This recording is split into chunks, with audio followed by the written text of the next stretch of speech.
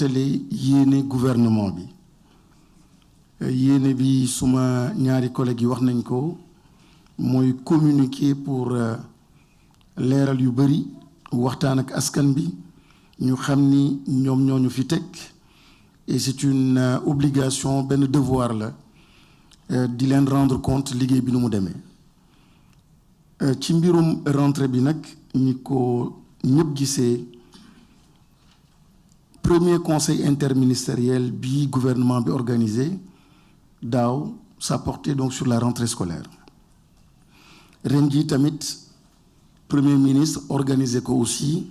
mu am benn pré-conseil am un conseil aussi interministériel et qui portait sur la rentrée des écoles donc la rentrée scolaire muy wone simplement importance boo xam ni gouvernement bi jox na ko école jox na ko capital humain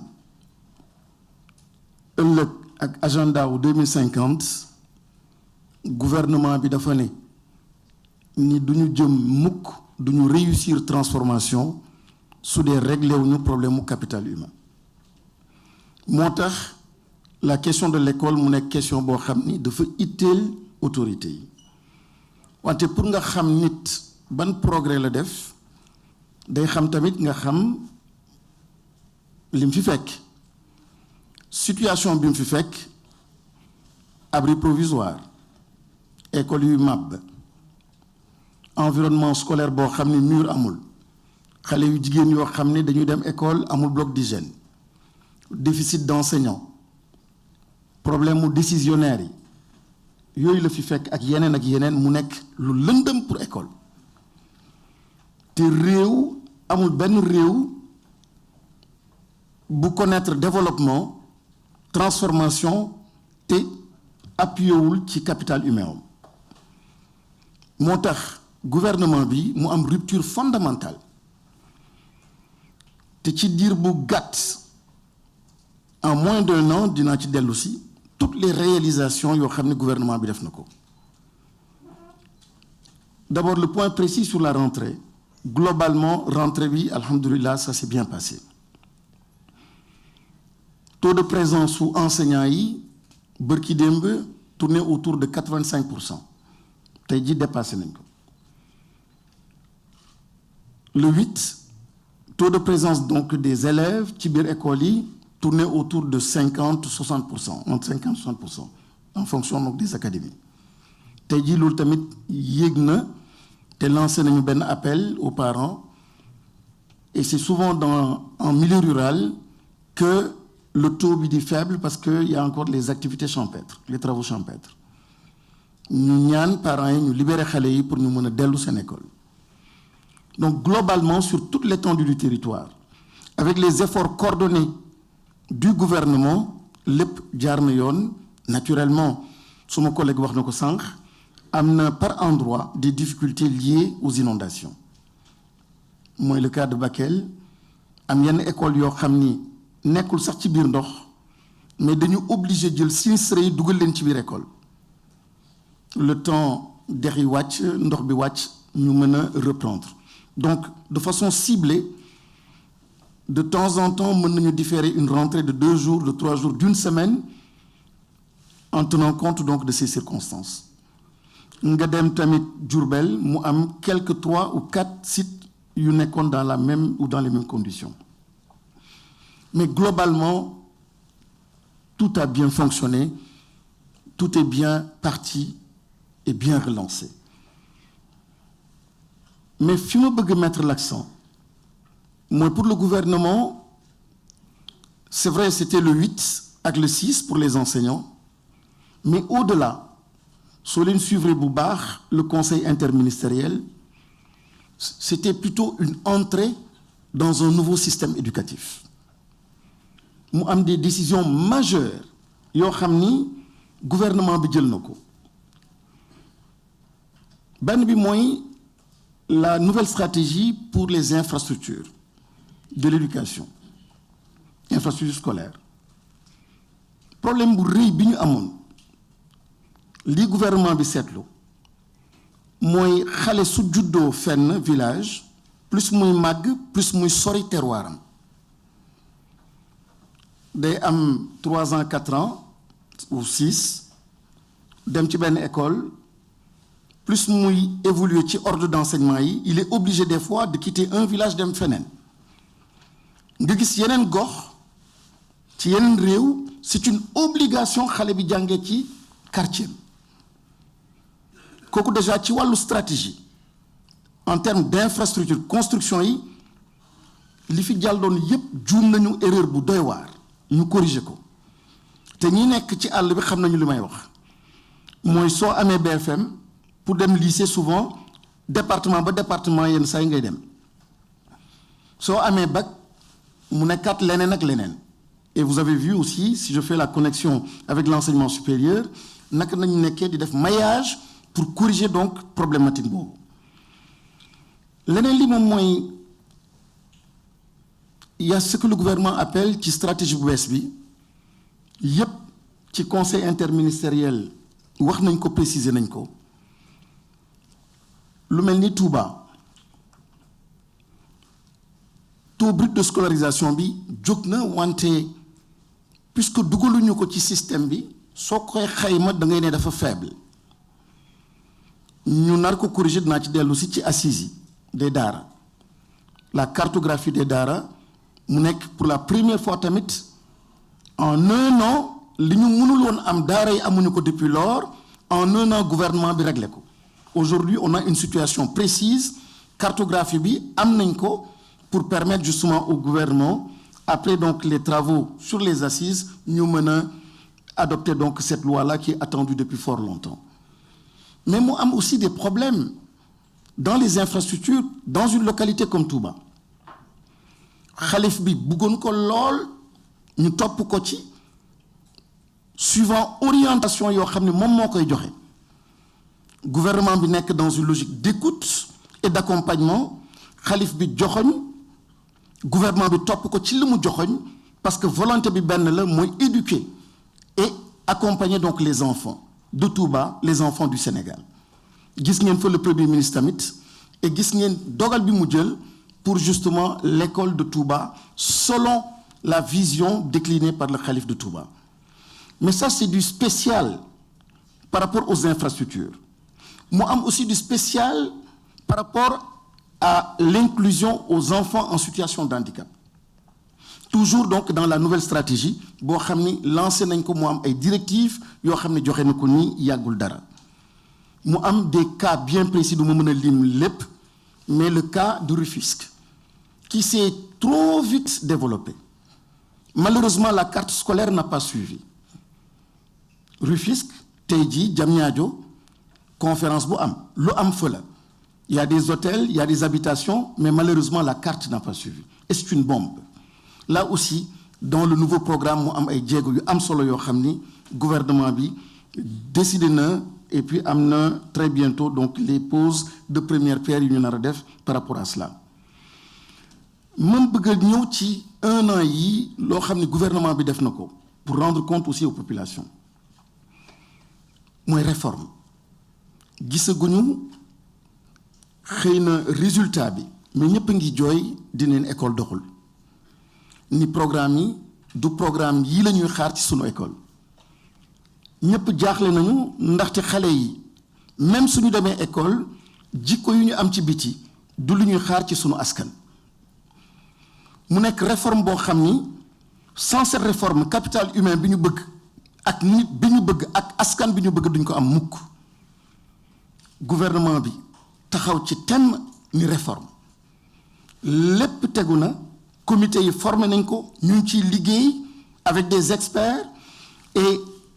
fan yu néew di ngeen gis donc les équipes dans les différentes contrées di waxtaan ak askan bi pour que mu nekk un programme éducatif boo xam ne partagé par les Sénégalais avec les Sénégalais pour dugal ko ci système bi on parle bien de souveraineté on parle bien d'orientation nouvelle on parle bien de spiritualité Sénégal c'est son capital spirituel yooyu yëpp bëgg nañu dans notre système éducatif ñu mën ko retrouver mun am les assises des daara chef de l'État waxoon na ko daaw loolu tamit mi ngi ci circuit bi démarré na te ci fan ay mois yu néew incha allah les conclusions des assises tamit dinañ ko mën a partager ñuy fàttali ni daara c'est quand même loo xam ne le signe distinctif donc du Sénégal parmi les signes distinctifs donc jox leen gëdd et comprendre l'impact du travail donc des daara sur le système dafay am solo à travers ces assises à travers une écoute active déglu leen bañ leen imposer dara ñoom seen bopp indi ni nii la ñu gisee daara nii la ñu koy dugalee dans le système éducatif c'est une œuvre une action majeure et loolu tamit mi ngi wagon bi train bi mi ngi en marche. Nous n'avons le cycle fondamental orientation bi ñu am tamit la part du gouvernement du chef du gouvernement moom mooy le cycle qui était de 6 ans à 10 ans à 16 ans de 10 ans. Le préscolaire, les petits-enfants sont tellement importants que dans le cadre de la réforme, bëgg nañu réviser donc ce cycle fondamental pour la prise en charge de la petite enfance. Naturellement, quand on parle de réforme, c'est pas simplement les programmes, c'est l'environnement, c'est le quantum horaire, ce sont les contenus, c'est bien d'autres aspects, mais xam naa dinañu am yeneen occasion pour ñëw ci. Le MOEPS, les langues. Aujourd'hui, en un an, am na fi ñu fekkoon fii situation langue yi mais tey jii il y a 8 langues nationales et beaucoup de Sénégalais ne le savent pas tey jii dañ ko intégrer di ko jàngale dans nos écoles dans 12 académies maanaam presque dans 12 régions ñu ngi jàngale c'était d'abord 6 ñu yokk ci 2 et qui sont effectivement en train d'être enseignés donc dans les écoles et ça c'était l'une des premières directives et orientations yoo xam ne jot nañ ko recevoir nañ ko donc du gouvernement et les 2 nouvelles langues mooy le Safi et le Balant yoo xam ni ren jii la ñu dugg donc dans le système parce que ku wax souveraineté ku wax moom sa bopp la question des langues devient une question essentielle et fondamentale pour la première fois xale yi la question de l'alimentation scolaire Sénégal musul am une politique nationale de l'alimentation scolaire loolu réglé nañ ko en moins d'1 an nous avons désormais une politique d'alimentation scolaire li ci des mooy la directive aussi issue du conseil interministériel c'est de voter une loi pour l'alimentation scolaire parce que c'est une question de performance de santé et de sécurité pour nos enfants l'anglais au préscolaire et au primaire en 1 an loolu tamit dugg na ba généraliser nañ ko ñu ngi koy généraliser en 1 an en 1 an c'est un programme d'urgence pour la résorption donc des abris provisoires pose première pierre actuellement en train d'être réalisée en compagnie donc de nos frères de l'armée qui sont en train d'accompagner le ministère de l'Éducation nationale en 1 an et ça c'est bon de s'arrêter là-dessus un lycée par exemple comme Foundiougne pendant 10 ans un lycée boo xam ni mënuñu koo joxe mënuñu ci jàng en sécurité tey jii réglé nañu mbir boobu ba keroog dem nañu avec l'entreprise et on a 10 mois lañ ko jox au lieu de 10 ans pour mu terminer ko et li tax ñu jox ko 10 mois c'est que dafa am lycée boo xam ne moo nekkoon Kounoune fii 10 ans mënuñu ko finir mënuñu ko terminer et en 10 mois nous avons pu livrer en 10 mois le lycée de Kounoune contre 10 ans et il y a des exemples yu mel noonu donc beaucoup de lycées beaucoup d'établissements yoo xam ne réhabilité nañ ko en moins de ci diiru benn at président de la République lancé benn concept benn programme qui lui tient à cœur mooy NITE nouvelle initiative pour la transformation humaniste de l'école premier ministre jox ko beneen écho indi fii la direction donc générale du service civique pour dire à quel point c'est important du moral c'est pas une question de morale c'est pas une question de philosophie c'est pas une question de théorie la réalité munoo am un impact économique un impact dans la santé munoo am un environnement propice dans le pays munoo assurer aux investisseurs un environnement propice s'il n'y a pas de discipline s'il n'y a pas un esprit de civisme et de patriotisme et la question est tellement importante qu'aujourd'hui cette direction et logés au niveau de la primature. Tellement importante que cette année, la rentrée a été placée sous le signe de cette transformation humaniste de l'école. Et toutes les déclinaisons sont en train d'être faites, et dans les différentes écoles, à travers les différents gouvernements scolaires, ils sont en train de vivre donc ce métier-là et cette transformation. Les LINAC, en moins d'1 an, 2 LINAC ouverts, 2 LINAC opérationnels, 2 LINAC qui ont produit des résultats. Mais en moins d'1 an, c'est aussi 12 LINAC qui vont être créés. La pose des pierres, de première pierre, se réalisera qui courant mois d'octobre. Ce sont des directives aussi issues du Conseil interministériel. C'est 46 CM, collèges, qui vont démarrer, financement bouclé obtenu à travers donc tout le territoire national. C'est aussi 46 écoles élémentaires, sans compter l'Okhamni BCI, donc mon koy joxe. Ça, c'est en moins d'1 an aussi, les actions du gouvernement dans le secteur de l'éducation. Une des directives importantes pour le président de la République, il le rappelait en conseil des ministres il y a quelques jours, c'était le sport scolaire. Et en 1 an, on a pu réaliser 2 fois ñaari festival donc du sport scolaire. Loo xam ne jeexoon na gëj ngeen dégg xaw ma nu mu daan tudd mooy IASO. Gouvernement bi indiwaat na ko 2 fois am na. Traitement des arriérés pour enseignants. 5 ans, nous avons c'est une décision d'avancement. Nomination à des postes de responsabilité. Fii lañ ko fekk daaw dégg ngeen enseignants yi seen bopp gërëm gouvernement bi. 0 passif, en moins de 4 mois, nous liquider l'EP, li doon traîner pendant 5 ans, en 3-4 mois, régler nos co, et au moment où on se parle,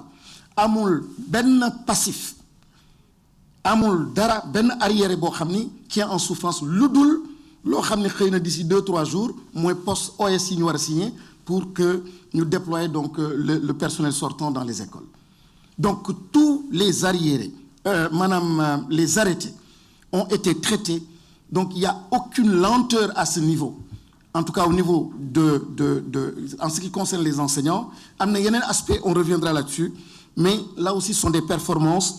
du gouvernement du Sénégal en moins d'1 an. Petit pacte social. Et ça, c'est peut-être la bonne nouvelle. Madame le ministre, je goudel, mais dafa am solo. Nos enseignants, le G7, les syndicats, qui ont posé le problème donc des décisionnaires et qui ont même parlé d'un octobre rouge. Octobre rouge, oui. Le gouvernement a célébré octobre rouge. Parce que le gouvernement a un brassard rouge contre l'IMFIFEC. Le gouvernement a dénoncé la situation donc, de ces décisionnaires. Et en moins d'1 an, l'idée traînait depuis presque une décennie. La décision et la directive a été très claire, moi de vider cette affaire-là avant le 1er janvier. Hier, en Conseil des ministres, dans les prochains jours, le décret sera signé pour aller dans le sens de rendre effective donc, cette directive-là. Ça, c'est une excellente nouvelle pour tout le pays, pour tous les enseignants. Donc, nous avons dindi rouge, nous avons rouge parce que nous avons une décision. Mais dès tamit, nous avons sans pacte social. Sans pacte social, ce n'est pas entre le gouvernement en réalité et le monde du syndicat. C'est un pacte, je dirais même national. Nous manquons avec beaucoup de lucidité, beaucoup de générosité pour dépasser donc une situation. Quand je prends le cas, l'exemple du ministère de l'Éducation nationale, on nous a brutalement coupé, en fait, ce qui faisait la singularité de notre système, moi les langues nationales, le MOEPS. Un programme qui était entièrement financé par l'USAID. Puisqu'il y a un nouvel ordre mondial,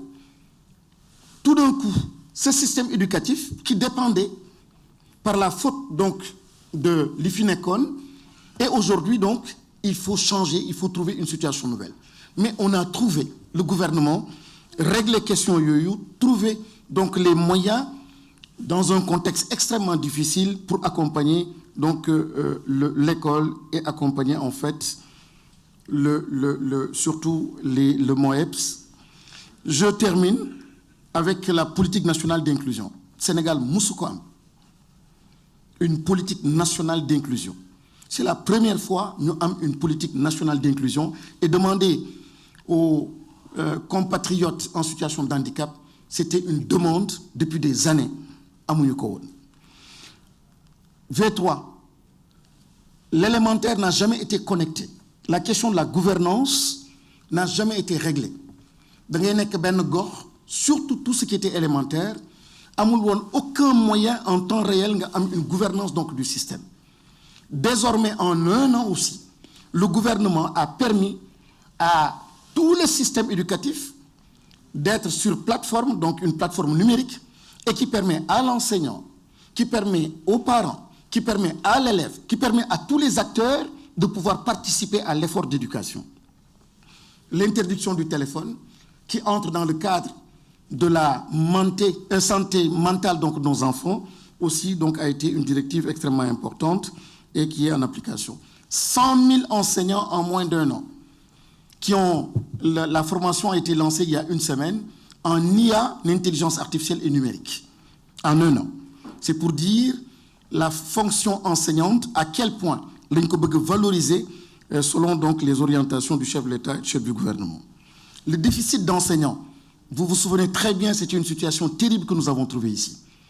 Mais malgré la situation difficile, c'est un recrutement, et le seul recrutement, et le premier recrutement qui a été fait par l'État du Sénégal, c'est dans le système éducatif. Ça en dit long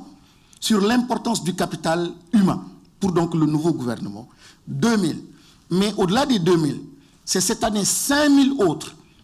qui ont été formés à travers la FASTEF qui vont être déployés donc dans une semaine, la semaine prochaine, donc à travers tout le territoire national. On n'est que presque 7000. Les enseignants sont toujours pleins de problèmes de formation. C'est des quotas de 300 par année. Rendi, pour la première fois, nous avons une formation diplômante universelle avec 8000 enseignants en formation. C'est une première dans l'histoire de la formation des enseignants au Sénégal. Là aussi, c'est en moins d'un an. On a continué, m'arrêter, peut-être que les questions reviendront, mais pour dire simplement que il y a beaucoup de défis à relever. Situation bien fait que fille, man waxuma sax régime bi passe etc. parce que c'est enfermé la question de l'école dans des histoires yo xamni école dafa ëpp lolu yépp. Mais je dirais, et c'est là le message des autorités, moins le système, c'est un système colonial. Ba légui amaguñu école bo xamni qui ressemble à ce que nous voulons, le capital humain que nous voulons produire et former. Il s'agit aujourd'hui de cela. Le président de la République parle de société éducative. Et cette société éducative, que l'on comprenne tous que l'école doit être un sanctuaire, doit être sacrée. L'école doit être lo xamni ku nek war na ci dugal loxom jappal ci. L'école doit être lo xamni on doit plus concevoir cette école comme étant une affaire de 4 murs et de quelques enseignants. On parle bien d'éducation. Et pour cette raison, les partenaires sociaux sont mes premiers partenaires. Je n'effectue presque plus de missions, ni à l'intérieur du pays, ni à l'étranger, sans être accompagné par un secrétaire général d'un syndicat. Parce que je considère que ce sont des acteurs clés du système, ils accompagnent le système et sont les directives que nous avons reçues des autorités pour dire tout ce que vous ferez, faites-le avec les acteurs donc, du système. Encore une fois, merci pour l'opportunité que vous nous offrez et reste disponible pour les questions. Merci beaucoup, Monsieur le Ministre. Sentir nañu passion bi ak xarañteef bi machallah nga xamné vraiment yow ak sa équipe yéen a ngi ciy dox saa su ne ci li nga xamné mooy njàng bi nga revenir nag ci ay points yu am solo mu jóge ci d'abord directive yi nga xamni président de la République jotoon na ko joxe ci conseil des ministres bële passé nga xamni waxoon na ci système éducatif bi nga xamni dañ ko wara toggaat dañ ko wara tëggaat mais ñu ñëwaat